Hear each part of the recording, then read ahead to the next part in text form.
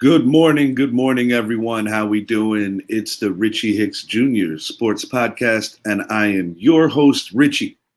Riding solo today on this majestic Wednesday, giving you guys the goods on my predictions for tomorrow's triple header in the NFL.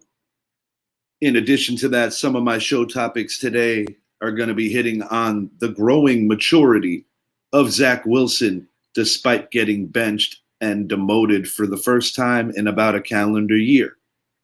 We're going to speak on Jalen Hurts and what he and his Eagles accomplished 2 days ago, in addition to what he accomplished as an individual in some very rare air in NFL winning categories. Can't talk about winners without talking about Tom Brady, the greatest winner to ever play the quarterback position. And I am going to hit on my takeaways from a very honest interview and take on the state of today's NFL with Stephen A. Smith. If you haven't already, please like and subscribe to the channel, the Richie Hicks Jr. Sports Podcast on YouTube. I am just going to link a couple of these out to my socials, and then we are going to get flying. Podcast on YouTube. We're going to start here with Jalen Hurts and the Philadelphia Eagles, the defending NFC champions. Huge win on the road in Kansas City over Patrick Mahomes, Andy Reid, and Steve Spagnuolo's really good defense. It goes without saying that the Eagles were very opportunistic in this game. Travis Kelce's fumble hurts. The referees missing a hold on the first touchdown hurts. Referees have been inconsistent all around the board. We don't go there with that. But what I am going to say is this. The Philadelphia Eagles didn't make as many mistakes, and that's why the Philadelphia Eagles won the game. If I am the Kansas City Chiefs, players or fans, I think the positive solace that I take from this result is that they know that they did not play a clean football game. They were very sloppy.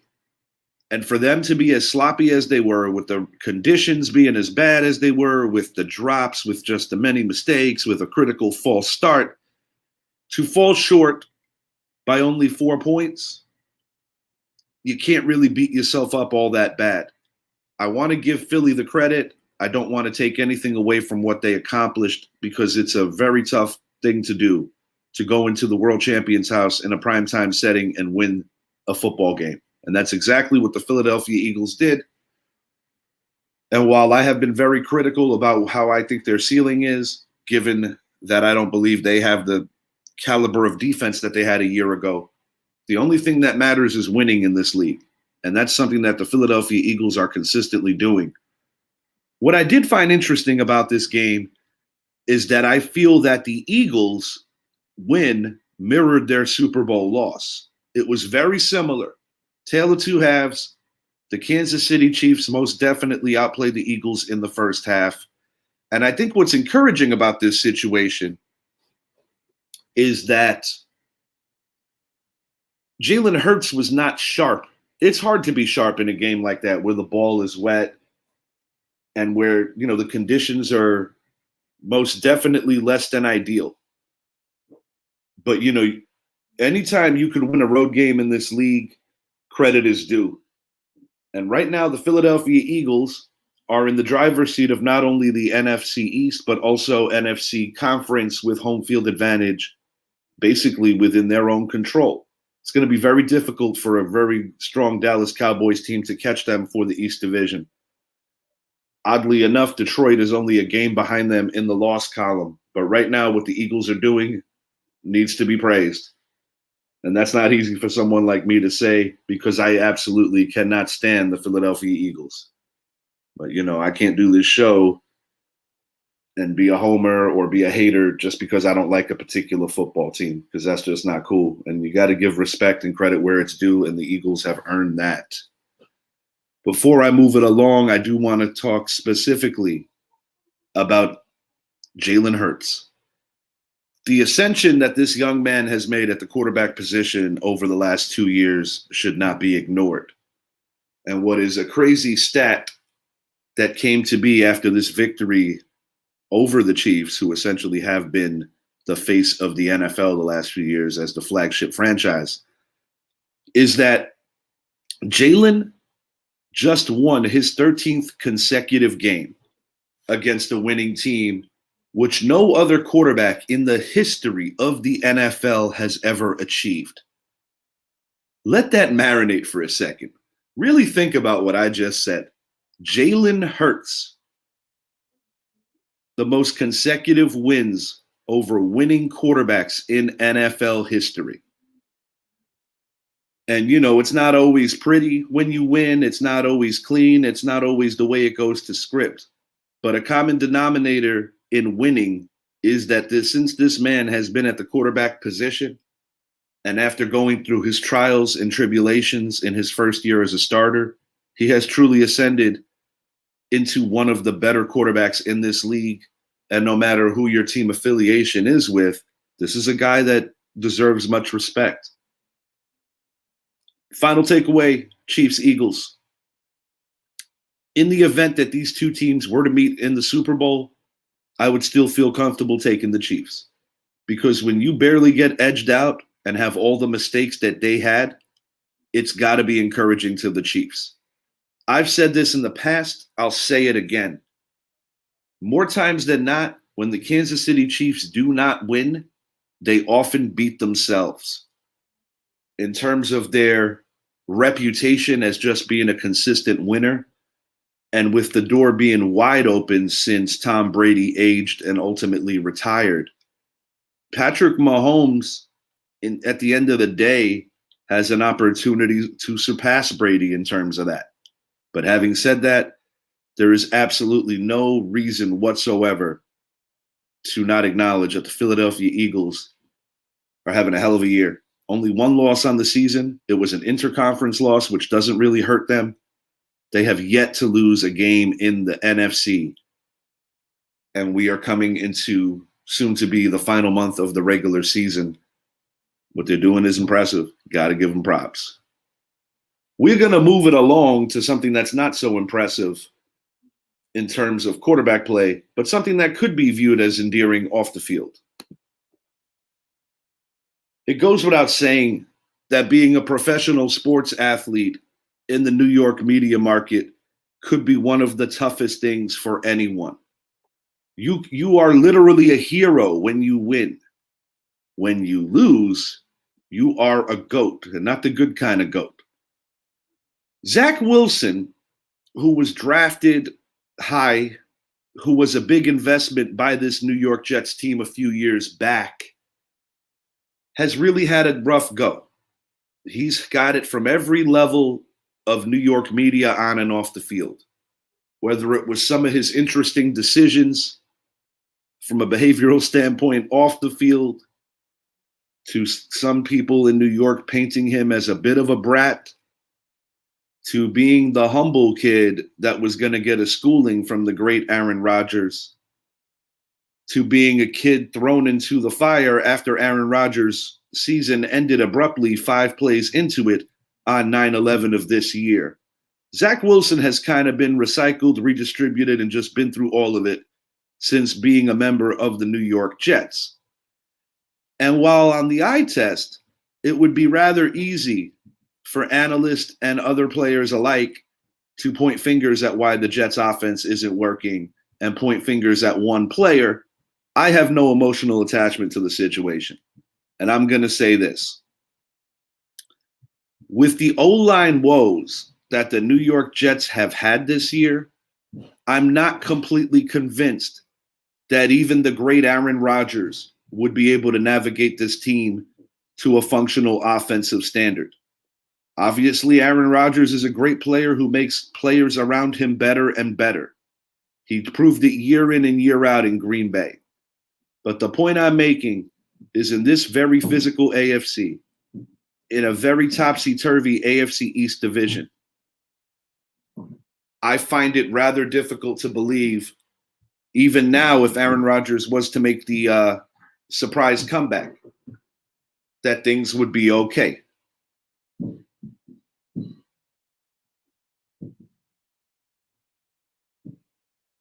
On that note, this is my takeaway all in all.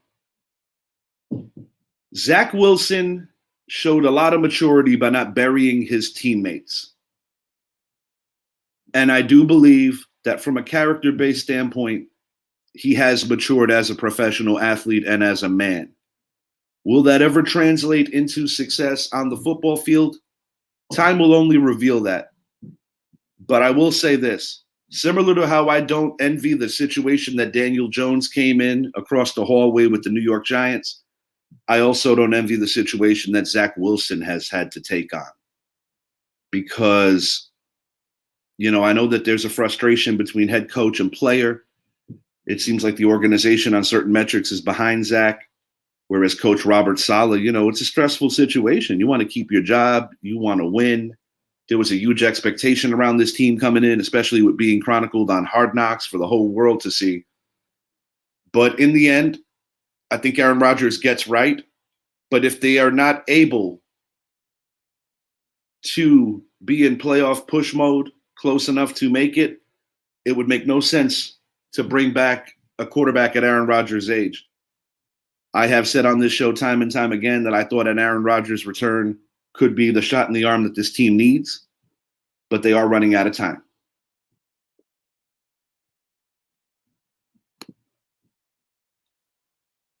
I've got to give the modern day GOAT some serious credit for this. TB12, bringing the real on Stephen A. Smith. A couple of days ago on the show, Tom Brady spoke about his take on what the product of today's National Football League is. And I truly love the honesty, because this was like just a super candid, super honest take from the great Tom Brady. He basically said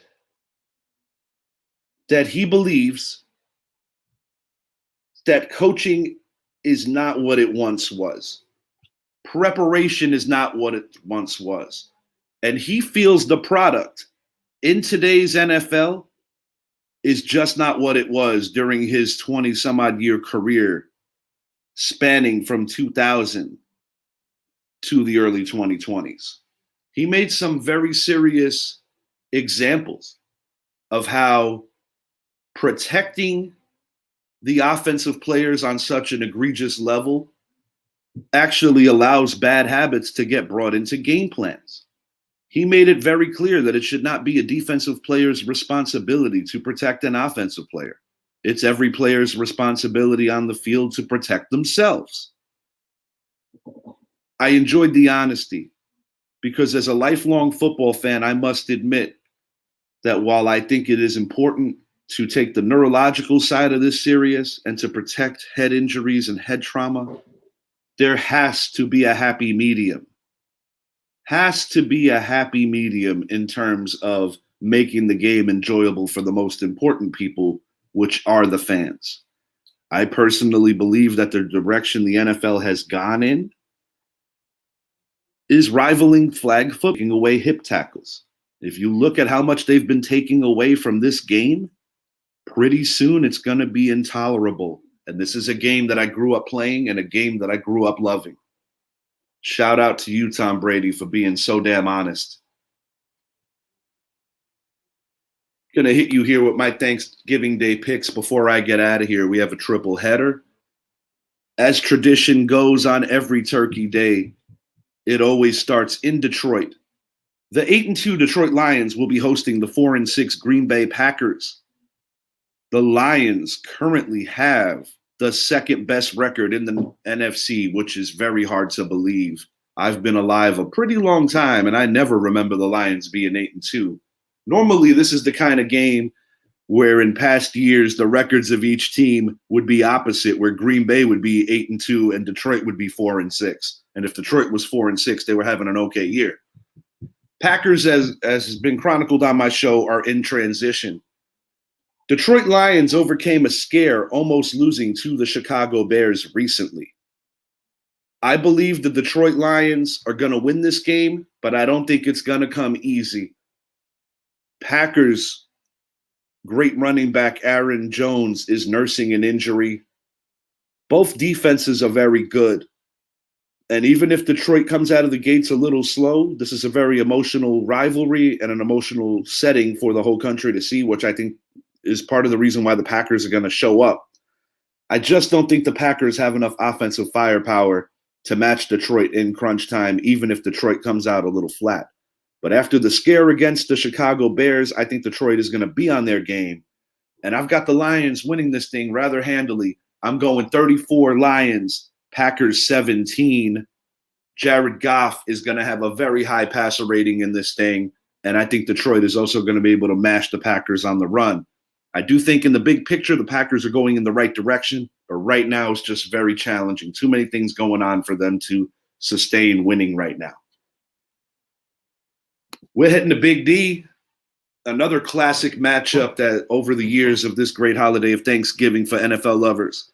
The Washington Commanders at 4-7, coming off a very dubious defeat to my New York Giants, heading into Dallas against the Dallas team that avoided the trap game scenario and ended up putting it on the Carolina Panthers, while DeRon Bland tied an NFL record with 4 pick sixes, and there's still plenty of time to go.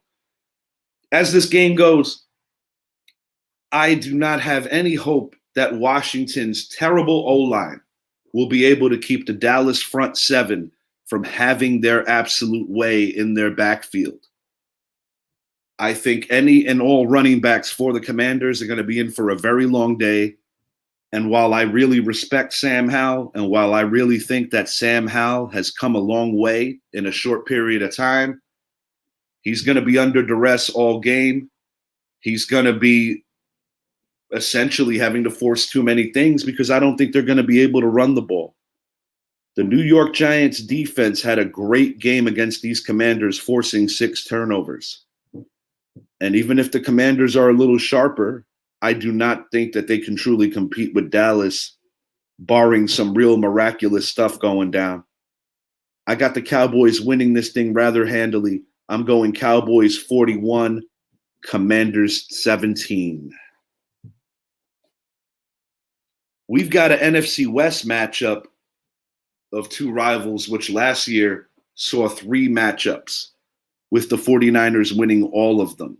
San Francisco 49ers 7-3, heading to the Pacific Northwest to take on the Seattle Seahawks at 6-4. Seahawks are in a bad place right now and definitely looking like a team that could fall out of the NFC playoff race. Geno Smith nursing an injury right now. Bad time to play this 49er defense, which is quite frankly ferocious. The 49ers overcame an early season slump, not winning a game in a month, and now once again look like potentially the most complete team in football, even though they don't necessarily have the best record. Seattle does not have the mustard to hang with the Niners. And I also think similar to what the Philadelphia Eagles have done to the New York Giants in terms of a mental block and essentially being their daddy, I believe that the San Francisco 49ers very much so have been the Seattle Seahawks daddy. I would like to think that Seattle puts up a better fight than I'm projecting, but I just don't see it. And playing in that building against the 12th man doesn't have the same kind of bite that it did during the Legion of Boom era. I've got the 49ers winning this thing 26-14. And I actually think that Seattle touchdown might be super late to make the game not look as bad. 49ers, I've said it on previous shows, they literally have the most complete roster. And if this team could stay healthy, they are going to win the Super Bowl. I don't give a damn whose record says what right now. These 49ers have proven over the course of the last few years that they have what it takes to go into other people's buildings and bully them around. They did it to the Green Bay Packers on a field that looked like a hockey rink. They came ever so close to beating the eventual Super Bowl champion Los Angeles Rams a couple of seasons ago. This 49er team, regardless of injuries and regardless of who's the man at quarterback, over the course of the Shanahan era, has been a team that could go on the road and punk you in your own house. And it speaks volumes about the character of the guys in that locker room. I hope you enjoyed the show. More so than that, I hope you guys enjoy your families tomorrow, and truly understand the goodness of what tomorrow is about. I think a lot of times it gets lost, the messages about what giving thanks truly is. When I think about the way that people suffer in this world, and when I think about how blessed I am on a personal level, a day like Thanksgiving truly humbles me, because a day like Thanksgiving makes it impossible to not have empathy for those who have less. And I guess if there's any message I could leave to my viewing audience, it's be thankful for what you have. Don't sweat what we don't have, and be thankful that we got just enough. I wish everyone much happiness with their loved ones during the holidays, and I greatly appreciate you guys spending a little time out of your Wednesday hanging with me. Wish you a great and prosperous Wednesday. I am Richie, and we will be back soon as the NFL week moves along. Happy Thanksgiving, everyone.